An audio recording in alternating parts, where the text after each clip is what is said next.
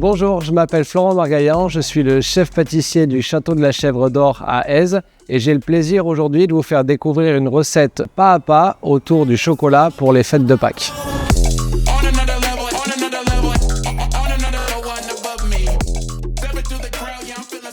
Donc pour la réalisation de la pâte sablée au cacao, j'ai mis directement dans la cuve le beurre et la gousse de vanille grattée. On va ajouter la poudre d'amande, notre sucre glace et la pincée de sel. On va venir mélanger délicatement jusqu'à l'obtention d'un mélange homogène. On va ajouter l'œuf. Là, je vais ajouter ma farine, le cacao en poudre.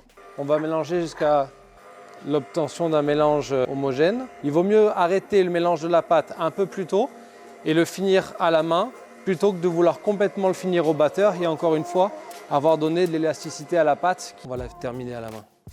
Et s'il subsiste encore des petits morceaux et des parties qui ne sont pas homogènes, on peut phraser notre pâte, c'est-à-dire qu'on va l'écraser du début à la fin, comme ceci. On va former une boule qu'on va légèrement aplatir. On va protéger notre pâte dans un papier film alimentaire et on va la placer au frigo pendant au moins 2 heures. Donc on a récupéré notre pâte sablée au cacao qui est bien froide. On va légèrement fariner le poste de travail et fariner légèrement, très légèrement, le dessus de la pâte. Et on va venir l'étaler en tournant d'un 1/6, d'un 1/8 de rond au fur et à mesure.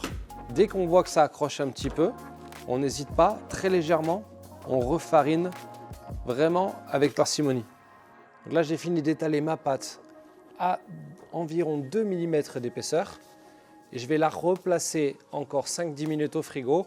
On va graisser légèrement notre cercle à tarte avec un petit morceau de beurre bien froid. Ce que je vais faire, c'est que pour avoir la bonne quantité de pâte pour le fonçage, je vais détailler ma pâte avec un cercle qui est 5 à 6 cm plus grand que le cercle à tarte que je vais utiliser. Je vais fariner très légèrement le poste de travail, le dessous de ma tarte. Je vais poser mon cercle par-dessus. Hop, je mets la pâte bien au centre. Je vais refariner légèrement. Ne jamais fariner la pâte dessous pour pas que la farine vienne s'intercaler entre le cercle et la pâte. Et là, je vais pousser ma pâte avec vraiment un mouvement vertical de manière à bien avoir un angle droit. Je pince légèrement avec mon pouce et mon index de manière à vérifier l'épaisseur du bord de ma tarte qui soit ni trop épaisse ni trop fine et surtout qu'elle soit régulière. Pour que la découpe soit vraiment bien nette, on va placer la tarte au frais quelques minutes et après avec un petit couteau, on viendra couper l'excédent. Donc là, ce qui est important, c'est d'avoir une pâte qui est froide et on va mettre le couteau vraiment à l'horizontale et faire le tour de notre tarte. Pour être sûr que la tarte ne bouge pas, on va placer un papier alimentaire. On va garnir la tarte de riz. Après, ça peut être de la semoule, ça peut être des lentilles, enfin ce que vous avez sous la main. Et je vais rabattre le film à l'intérieur. Et là, on va mettre à cuire au four à 160 degrés pendant environ 10 minutes. Au bout de 10 minutes, on va retirer le film avec le riz et on cuira sûrement encore 2 à 4 minutes de plus. Donc j'ai fait fondre le chocolat au lait Jivara. On va ajouter dedans du praliné amande noisette. Donc on va mélanger notre praliné avec le chocolat fondu. On va incorporer ensuite nos crêpes croustillantes. Là on essaie de mélanger délicatement pour ne pas trop briser nos crêpes et que l'on garde vraiment un maximum de croustillant. Donc là, on va venir mettre l'équivalent de 2 belles cuillères et on va étaler délicatement. Donc maintenant, nous allons réaliser le biscuit capucine. Donc c'est un biscuit à base de poudre d'amande et de cacao qui va venir s'insérer dans le fond de la tarte. On va en premier mettre nos blancs dans la cuve du batteur. On va également mettre directement le sucre et nous allons maintenant fouetter l'ensemble. Si comme moi, votre batteur a une quantité un petit peu minime pour démarrer, ce que je vous conseille, c'est qu'avec votre fouet, juste à la main au départ, vous allez légèrement monter à la main, de manière à augmenter légèrement votre volume pour qu'il puisse finir, lui, de faire le restant du travail.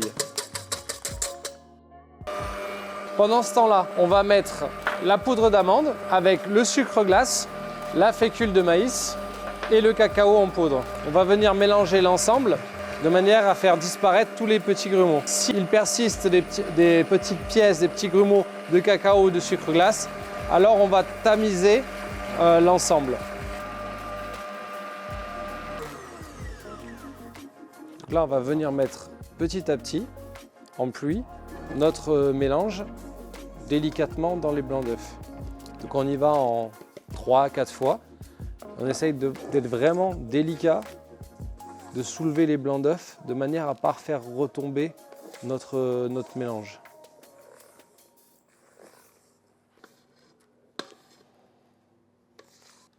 On essaye d'être vraiment délicat avec le biscuit de manière à faire retomber le minimum notre appareil, de garder un biscuit qui soit léger, aérien. Donc maintenant, on va cuire le biscuit à 180 degrés pendant environ 8 à 9 minutes. Immédiatement, on sort le biscuit de la plaque chaude pour éviter que la plaque chaude ne sèche le biscuit. On va démouler notre biscuit. Donc j'ajoute une autre feuille de papier cuisson par-dessus. Je le retourne et on va venir délicatement retirer.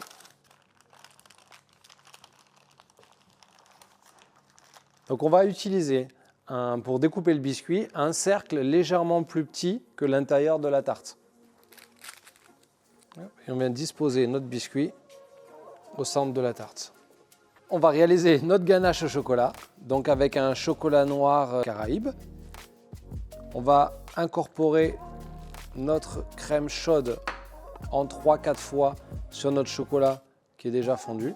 On va bien mélanger. La ganache est encore un petit peu chaude. On va la laisser légèrement refroidir avant d'incorporer le beurre. On va ajouter notre beurre et on va venir mixer en faisant attention de ne pas incorporer d'air. Donc on va pencher. Donc on va verser notre ganache dans une poche à douille. Donc on va venir couper légèrement notre poche à douille pour pas trop l'ouvrir. J'aime bien couper les parties sur les côtés pour pas être gêné. On va venir garnir d'abord le tour et après l'intérieur, de manière à ce que la ganache arrive à hauteur du cercle. Là, on va soit la tapoter, soit légèrement la faire vibrer, de manière à égaliser légèrement. Maintenant, on va placer la tarte au frigo pendant au moins une bonne heure. Donc nous allons réaliser le crumble au cacao. Donc là, dans la cuve, j'ai mis le beurre demi-sel. Si vous n'avez pas de beurre demi-sel, on peut ajouter une petite pincée de fleur de sel. Là, c'est très simple, on va mettre l'ensemble des ingrédients tout d'un coup et mélanger jusqu'à la formation de petits morceaux, de petits paquets. Donc là, je vais ajouter la poudre de noisette, la farine, le sucre cassonade et le cacao. Et là, on va mélanger à la feuille. Là, on laisse tourner jusqu'à que le mélange soit homogène et puis après, il va commencer à faire des petits morceaux. Et nous, on va essayer de chercher de beaux morceaux. Donc on va laisser légèrement la pâte commencer à coller pour former des cailloux un petit peu plus gros. On va disposer ces beaux morceaux de crumble sur notre plaque qui est recouverte d'un papier cuisson. Donc on ne cherche pas forcément à ce que les morceaux soient réguliers. Et là, on va enfourner à 165 degrés pendant environ 8 à 9 minutes.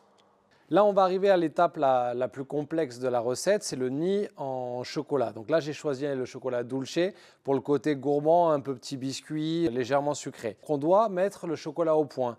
Le chocolat au point, il faut chauffer le chocolat à 48 degrés. La petite astuce que moi, j'aime beaucoup utiliser pour ne pas salir mon poste de travail, si vous avez un poste de travail à la maison en bois où on ne peut pas directement travailler le chocolat à même le poste de travail, c'est que j'ai chauffé à 48 degrés 400 g de chocolat dulce.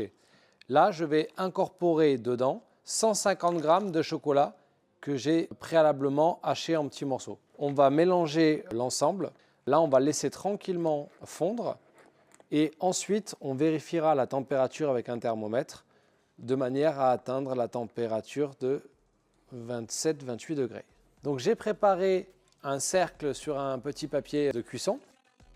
C'est un cercle qui fait 2 cm de moins que la tarte et c'est le même cercle que nous avons utilisé tout à l'heure pour découper le biscuit. Maintenant, notre chocolat dulce est à 27 degrés. Se servir d'une poche à douille qui est munie d'une douille nid. C'est une douille qui a plein de petits trous, de manière à ce qu'on puisse réaliser le décor voulu. Donc j'enfonce un petit peu ma poche dans ma douille pour pas que le chocolat s'écoule.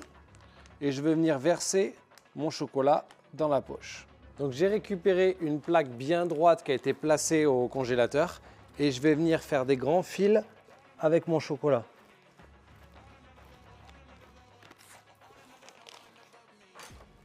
On laisse cristalliser, on va juste couper légèrement les bords. On va venir former un nid autour de notre cercle. On a placé quelques minutes au congélateur ou au réfrigérateur notre décor en chocolat. On va venir délicatement le soulever pour venir le disposer sur la tarte.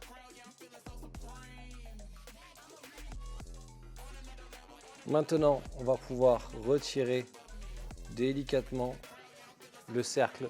On va disposer successivement des jolis morceaux de crumble. Vous allez pouvoir décorer avec des œufs de Pâques garnis, friture, ce qui vous fera plaisir. Notre nid de Pâques est désormais terminé. Je vous souhaite une belle dégustation et de très joyeuses fêtes de Pâques.